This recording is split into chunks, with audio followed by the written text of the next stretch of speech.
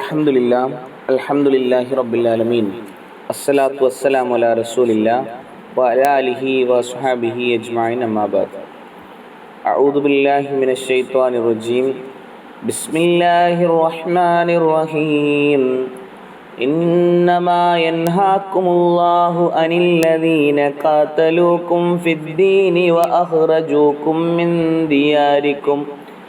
وأخرجوكم من دياركم وظاهروا على إخراجكم من تولوهم ومن يتولهم فأولئك هم الظالمون.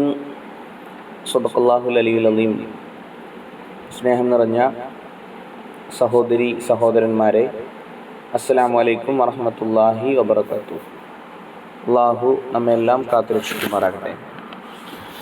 സൂറത്തു അൽ മുംതഹിനയിലെ 9-ാമത്തെ ആയത്താണ് ഞാനിവിടെ ഓതി വെച്ചത്.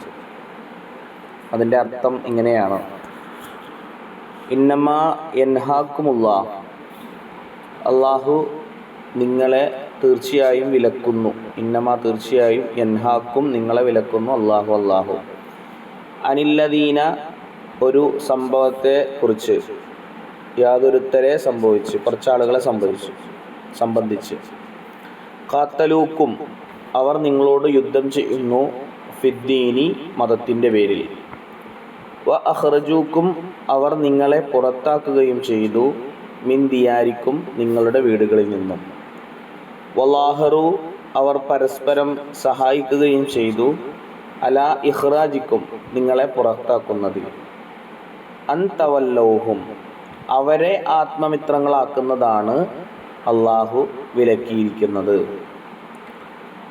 വമൻ യത്തവല്ലഹും ആരെങ്കിലും ഇനി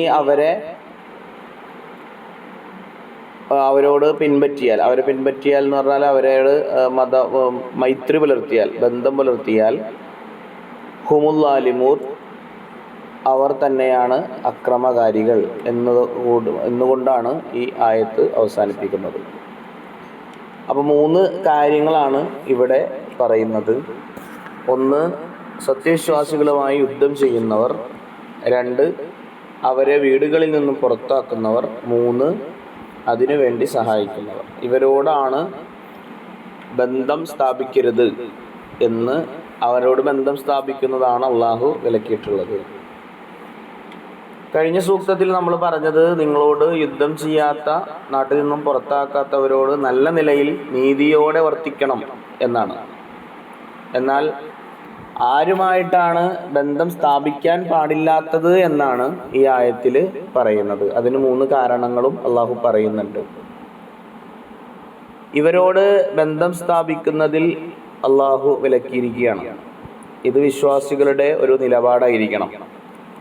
ഇങ്ങോട്ട് ദ്രോഹം ചെയ്യുന്നവരോട് ചില സന്ദർഭങ്ങളിൽ അങ്ങോട്ടും ദ്രോഹം ചെയ്യാം എന്ന് ഈ ആയത്തുകൾ നമ്മളെ പഠിപ്പിക്കുകയാണ്. എന്നാൽ കഴിഞ്ഞ ആയത്തിൻ്റെ വെളിച്ചത്തിൽ ഇങ്ങോട്ട് ദുഷ്ടത കാണിക്കാത്തവരോട് മാന്യമായി തന്നെ പെരുമാറണം. ഇത് ഒരു സംഭവം ഇതുമായി ബന്ധപ്പെട്ടുണ്ട്. അബൂബക്കർ സിദ്ദീഖ് റളിയല്ലാഹുവിൻ്റെ പുത്രി അസ്മാ റളിയല്ലാഹു അൻഹ മാതാവിനോട് ചെയ്ത ഒരു സമീപനം ഇതിന് ചേർന്നൊരു വിശദീകരണമാണ്. ഖുത്തൈല ബിൻത്ത് അബ്ദുൽ ഉസ്സ എന്ന് പറയുന്ന ഒരു സ്ത്രീ, അത് അബൂബക്കർ സിദ്ദീഖ് റളിയല്ലാഹുവിൻ്റെ ഭാര്യയാണ്. പക്ഷെ അവിശ്വാസിയായിരുന്നു. ഖുത്തൈലയായിരുന്നു അസ്മാ റളിയല്ലാഹുവിൻ്റെ ഉമ്മ എന്ന് പറയുന്നത്. ഹിജ്റയ്ക്ക് ശേഷവും ഖുത്തൈല മക്കയിൽ തന്നെ ആയിരുന്നു. എന്നാൽ ഹുദൈബിയ സന്ധിക്ക് ശേഷം മക്ക മദീന ഗതാഗത മാർഗം തുറക്കപ്പെട്ടപ്പോൾ ഖുത്തൈല അസ്മാ റളിയല്ലാഹുവിനെ കാണാൻ വേണ്ടി വരുന്ന അവസരത്തിൽ അസ്മാ റളിയല്ലാഹു പ്രവാചകനോട് ഇതിനെപ്പറ്റി അനുവാദം ചോദിക്കുന്നുണ്ട്. അപ്പോൾ ഉമ്മ കാണാൻ വന്നപ്പോൾ മകള് സമ്മതിച്ചില്ല. എന്നിട്ട് പ്രവാചകനോട് അനുവാദം ചോദിച്ചതിന് ശേഷമാണ് ആ ഉമ്മയെ കണ്ടതും എല്ലാം. അപ്പോൾ പ്രവാചകൻ പറഞ്ഞത് ബന്ധം പുലർത്തണം എന്ന് തന്നെയാണ്. ഇസ്ലാമിനോട് ശത്രുതാ മനോഭാവമില്ലെങ്കിൽ മാതാപിതാക്കളോടും സഹോദരങ്ങളോടുമൊക്കെ ബന്ധം പുലർത്തേണ്ടത് തന്നെയാണ്. ഇത് ഒരു ബഹുസ്വര സമൂഹത്തിൽ ഇടപഴകുമ്പോൾ നമ്മളെല്ലാം ശ്രദ്ധിക്കേണ്ട ചില കാര്യങ്ങൾ ഇതിൽ പെടുന്നുണ്ട് എന്ന് കൂടിയാണ് നമ്മൾ മനസ്സിലാക്കേണ്ടത്. അഥവാ എപ്പോഴുമുള്ള ചർച്ചകളാണ് ഓണം പോലെയുള്ള, വിഷു പോലെയുള്ള അമുസ്ലിങ്ങളായ ആളുകളുടെ വിശേഷ അവസരങ്ങൾ വരുമ്പോൾ ഇത്തരം ചർച്ചകൾ ധാരാളമായി കേൾക്കുന്നതാണ്. എന്നാൽ നമ്മൾ മനസ്സിലാക്കേണ്ടത് അവിടെ ഒരു ചെറിയ മധുരം കഴിച്ചു എന്ന് കരുതി നമ്മുടെ ആദർശമൊന്നും ഇല്ലാതായി പോകുന്നില്ല. അതുകൊണ്ട് ഇങ്ങോട്ട് ശത്രുതയില്ലാത്ത, വേറെ പ്രയാസങ്ങളൊന്നും വരുത്താത്ത ആളുകളോട് അങ്ങോട്ട് നല്ല നിലയിൽ തന്നെ പെരുമാറണം. എന്നാൽ ഇസ്ലാമിനോട് ശത്രുതാ മനോഭാവം വെച്ച് പുലർത്തുന്നവർ, അതിന് സഹായിക്കുന്നവർ, അതിന് നമ്മുടെ നാട്ടിൽ നിന്നോ വീട്ടിൽ നിന്നൊക്കെ പുറത്താക്കാൻ ശ്രമിച്ചുകൊണ്ടിരിക്കുന്നവർ, അങ്ങനെയുള്ളവരോടൊക്കെ വളരെ കർക്കശമായ നിലപാട് തന്നെയാണ് സ്വീകരിക്കേണ്ടത്. യാതൊരു വിധത്തിലും അവരോട് ബന്ധം സ്ഥാപിക്കേണ്ടതില്ല എന്നതാണ് ഈ ആയത്ത് വ്യക്തമാക്കുന്നത്. വലിയ ഒരു ബഹുസ്വര സമൂഹത്തിൽ ജീവിക്കുന്ന നമ്മളെ ഇത്തരം ആയത്തുകളെ വളരെ കൃത്യമായി പഠിക്കുകയും ജീവിതത്തിൽ പകർത്തുകയും ചെയ്യേണ്ടതാണ്. അള്ളാഹു നമ്മയെല്ലാം അനുഗ്രഹിക്കുമാറാകട്ടെ.